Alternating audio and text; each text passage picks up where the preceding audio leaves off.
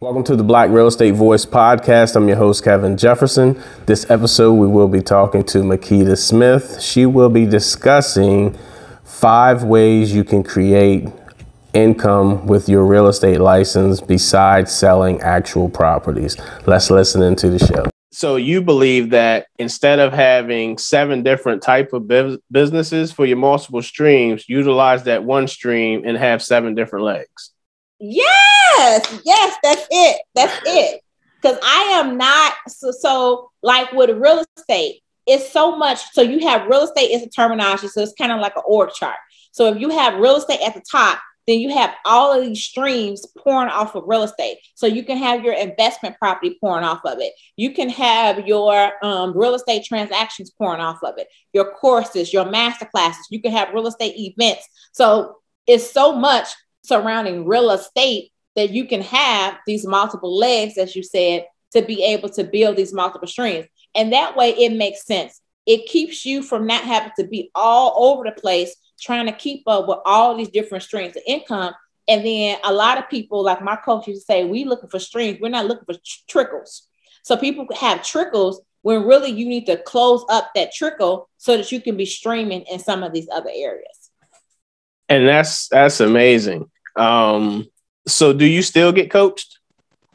I will always get coached. I will always get coached because remember, it goes back to that studying to show yourself approved so that when opportunity comes, you don't have to get ready for it. You stay ready for it. And so I will always have a coach.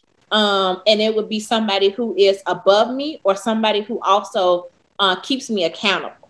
So even if that person like Makeda, well, you're a coach, like you already know to do that. My coach can also keep me accountable to my goals. And a lot of times people have it, incorrect as to what a coach is, that they think a coach is going to come in and do your job as in doing the work, when the coach is the person that comes in to lay out the plays, to tell you what to do. And then you carry the ball so that you can make the touchdown. Like it's you. And then if the coach has to show you how to hire on the team so that you can hit your touchdown, then I'm going to coach you into hiring your VA, into hiring your COO of your business. A lot of the times, realtors are far behind when it comes to building their business because they're looking at, the real estate model of yesterday, when we should be looking at how is it that other people are building their business. Right now, a lot of people don't know in real estate, you can have an OBM. So an OBM, because a lot of us are virtual, is your online business manager in place of your office manager. If you had a physical location, you would have an office manager. But if you have a virtual real estate business, then you can have a online business manager that manages your product. And my company, it's me as a CEO. And then underneath me, I have a COO, I have a CFO to manage my money because that is not my strong suit. I know how to make it, but to manage it, I needed to bring her in. I also have a chief technology officer that helps me with courses, that helps me with systems. And then we have a content strategist. We have a social media manager. We got a copywriter. So my business model may not look like what somebody else should have in their business model. Everybody should look at your company, assess your needs, and then hire accordingly. A lot of people are afraid to hire because they like, nobody's going to do it like me. And that is true. But you think that Walmart got to where it's at or Target because the owner said, well, kept saying, nobody's going to do it like me. They had to let it go in order to expand. Can you give us 5 streams that they could create using their real estate business? So using their real estate business, 5 streams of income, just off the top of my head, you have your real estate services, right? And so then from your real estate services, let's say for an example, you have real estate services to where you work with a buyer.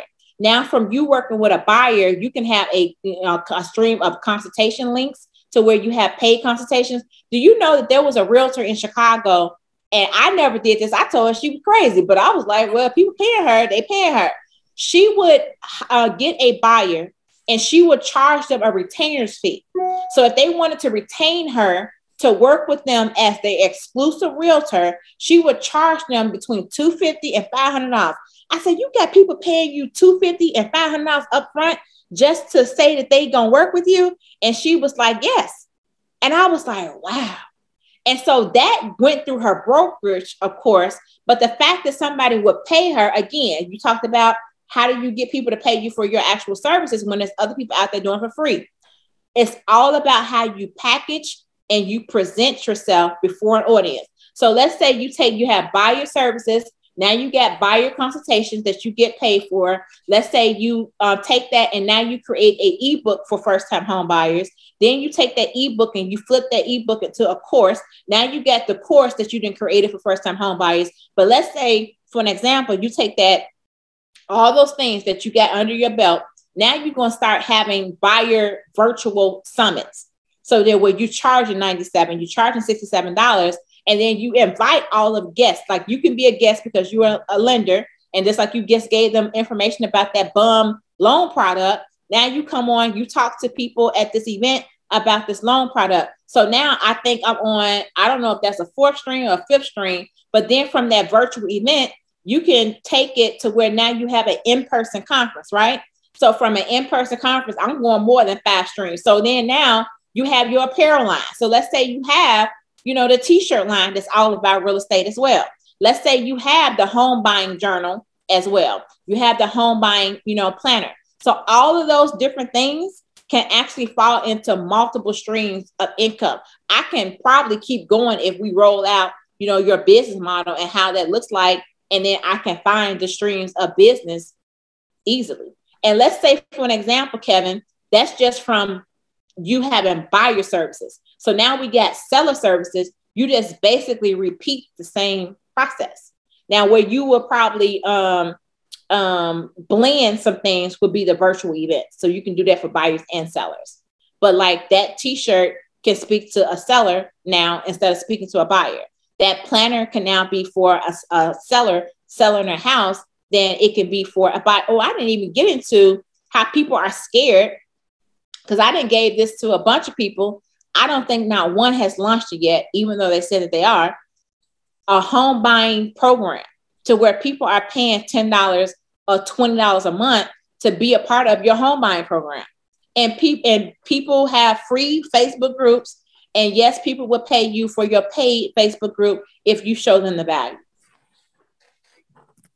How many people are in your Facebook group? So for my Facebook group, I only have 3,000 people in my Facebook group. Only. I pride myself. I'm going to say this. I pride myself and I give all honor to God because I have 3,000 people in my Facebook group, but my business makes multiple streams of income with 3,000 people in my Facebook group. There are people that have 50,000 women in their Facebook group for real estate, 20-some thousand people, 30-some thousand. And they ask me, how are you monetizing your real estate platform? And I only have 3,000 people in my group. And so I'm very strategic. I don't let anybody in my group. If you come into my group, you must answer the questions. If you don't answer, you can't get in. And once you answer those questions, I'm looking to see if you are our ideal client. So you have to be a licensed real estate agent. And if you tell me, no, I just want to learn social media, I still let you in a group anyway, because I have clients that are not, real estate agents. But for the most part, 3,000 members. That's it. That's a lot. Yeah, right. But I mean, for me to be at 3,000 and then for others to be at 20,000 and 50,000 and be able to have multiple 6-figure, income, it's amazing. Right. So it sounds like you're more quality than quantity. There you go. That because we did post it in the group. I was like, we're not looking for quantity over here. We're just not. And, again, that's the strategist in me that I'm not just letting anybody into our private space. Gotcha. So this is the most pressing question. Can a guy get into Savvy Chicks of real estate? If they answer the questions, I would definitely let them in. So like if you, like you as a loan officer, because we have other loan officers in our group too. So if you answer the questions, yeah, I will let you in. People ask me, well, are guys invited to the conference? If they buy a ticket, of course, they can absolutely have a seat at the conference. And we had guys at the conference as well. As like this past year, we had guys at the conference. So anybody that buy a ticket is welcome. Because what we do at Savvy Chicks and Real Estate Conference is the same thing that you just asked me about the membership. We're teaching agents how to make multiple streams of income.